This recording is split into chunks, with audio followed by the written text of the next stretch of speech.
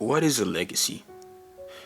Well, that's a question that many people have many different answers for, but according to the dictionary, a legacy is the lasting impact of personal events, actions, or anything else that took place in the past or of a person's life. And you may be asking, okay, Zonicality, how is being a legacy, or what is a legacy, even relevant to this video? Well, as you may have heard, the creator of Dragon Ball, Akira Toriyama, has passed away, and it's said that he died from acute subdural hematoma, and that is basically the bleeding of, I'm guessing, some type of bleeding in the brain. But anyways, Akira Toriyama, he's basically the definition of a legacy. The things he left behind, the things that he started, the things that have impacted so many people, the characters he made, the shows he made, all those that define many, many people's lives and many people's childhoods, made so many people what they are today because of the things he's done in the past. I'm Zonicality, and this is why I think Akira Toriyama's life was the definition of a legacy.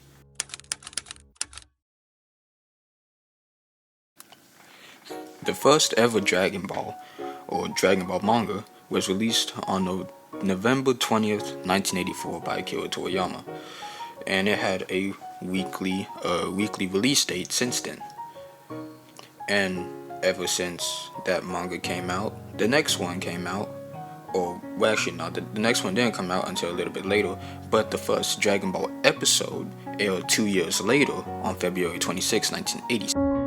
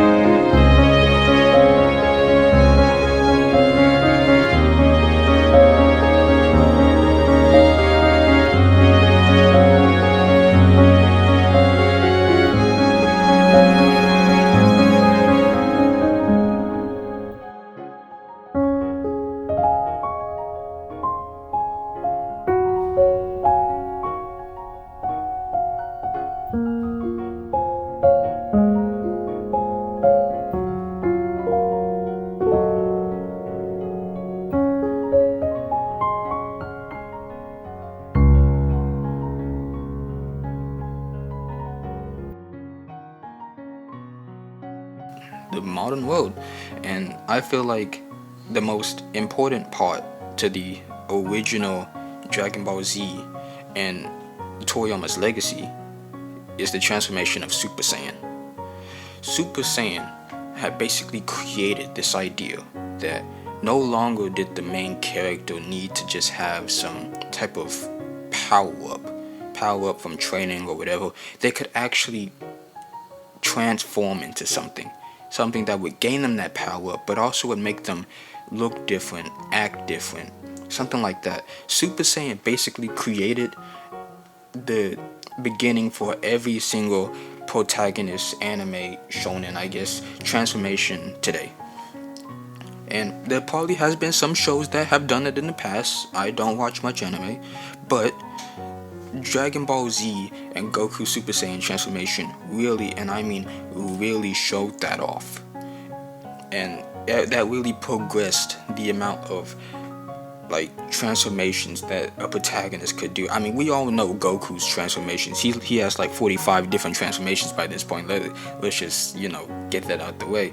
But the fact that a protagonist could just transform into something completely different from what they once was, I feel like that just changed how anime was, especially shonen anime.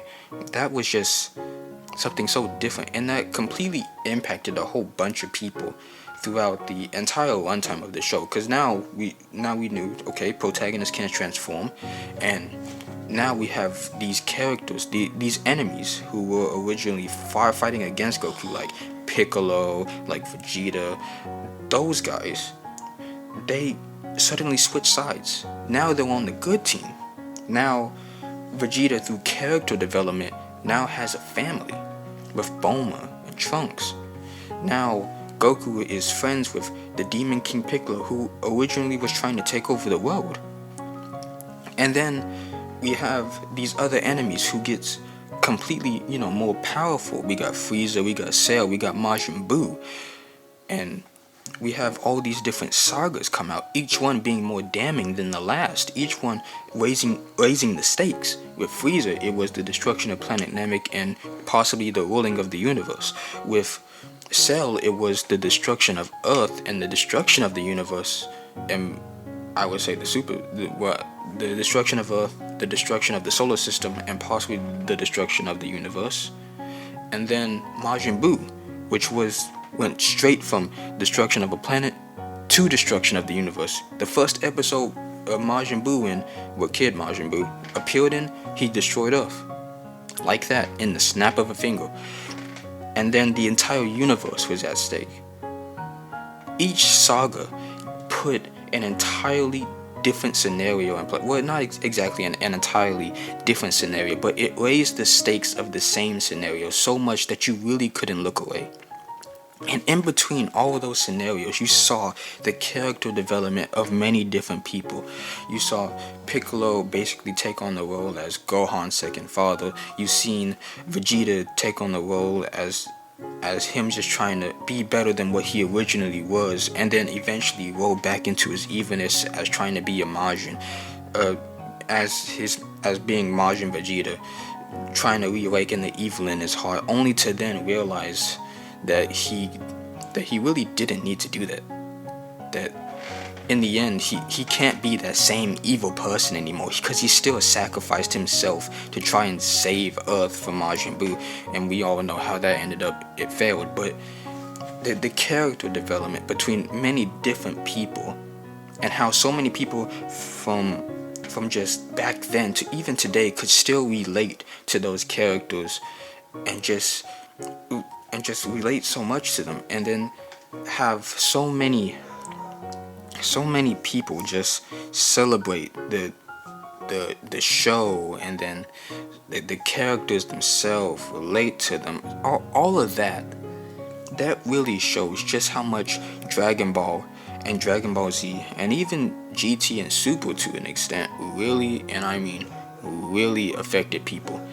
Toriyama did something very, very incredible when he was able to somehow wrap all these characters around each other and just make them relate to each other and make them somehow relate to us, while also continuing on the, hey, we may not be able to shoot beams out of our hands, but hey, at least we still got these guys, these characters, these fictional characters who can transform and shoot Kamehamehas or Galick Guns or Final Flashes.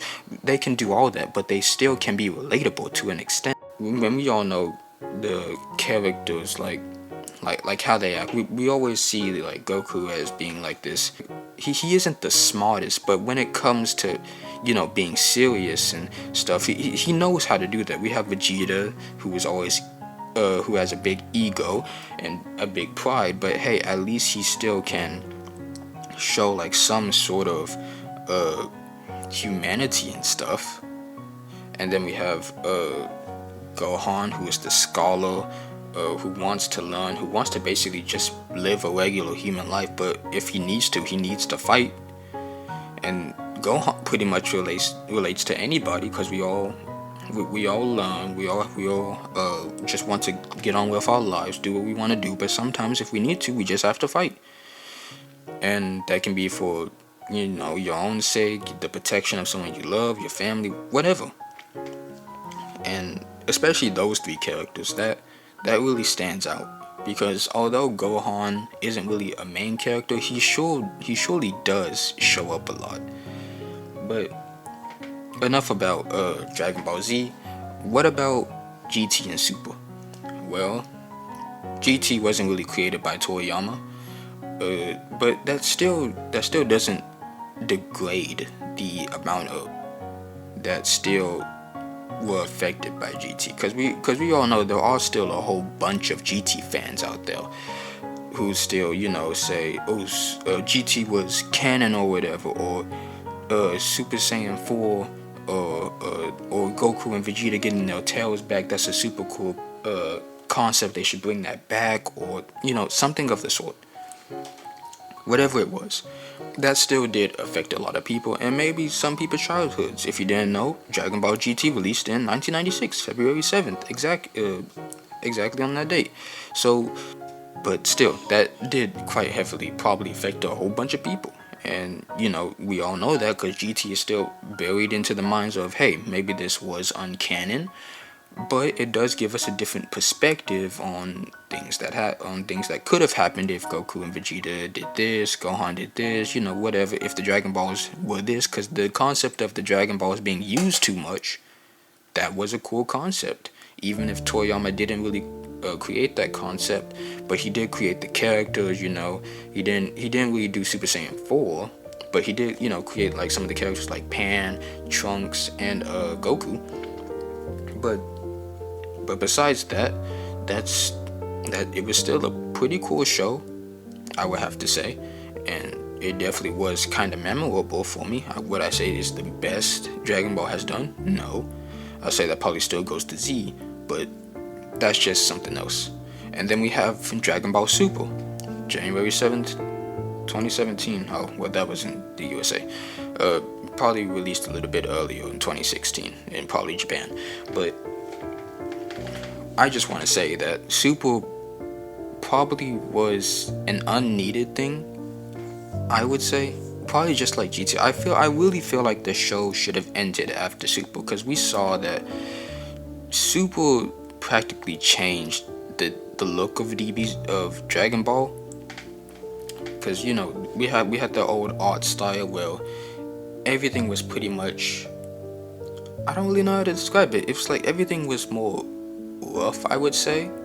It was a lot more, it wasn't gritty, probably more colorful, but even then you could see like more features and stuff. It obviously took more time, and with Super it's just a whole bunch of animation mistakes and stuff, but it still was probably one of Toriyama's greatest works, I would say.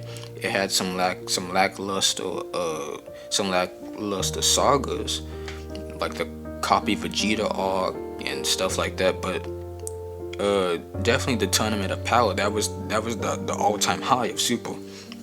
Nothing could have gotten past the Tournament of Power. I mean, we all know how the Tournament of Power, the final episode, pretty much broke the internet, and we know that did happen, because the servers of anime showing companies went down. Pretty much anything in the internet went down because of how much people were trying to watch the episodes of the Tournament of Power. And when Goku got Ultra Instinct, that just broke everything.